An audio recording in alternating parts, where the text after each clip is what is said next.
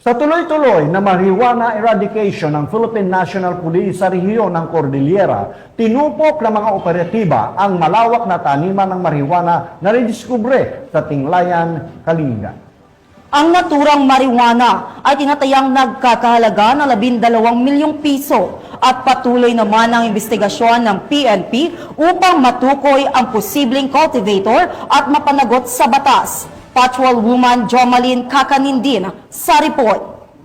Nadiskubre ng kapulisan ng Kalinga ang 12 milyong pisong halaga ng fully grown marijuana plants sa isinagawang marijuana eradication sa Tinglayan, Kalinga nito lamang ikadalawang araw ng Oktubre taong kasalukuyan.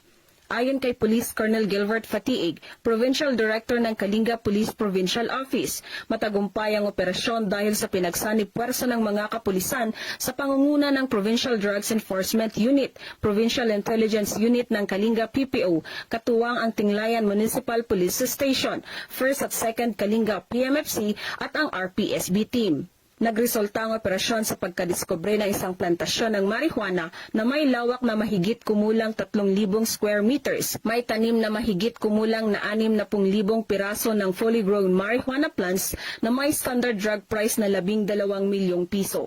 Bagamat walang nahuling cultivator, binunot at sinunog ng mga operatibang pinagbabawal na tanim pagkatapos ng dokumentasyon at pagkuha ng sapat na sample upang isumite sa Kalinga Forensic Unit para sa karagdagang pagsusuri.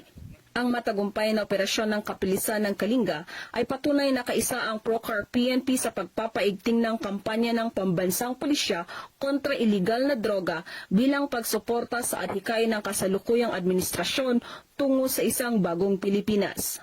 Mula dito sa rehiyon ng Cordillera, ako ang iyong PNN correspondent, Patrolwoman Jomalyn Kakanindin, alagad ng batas, tagataguyod ng Balitang Pulis.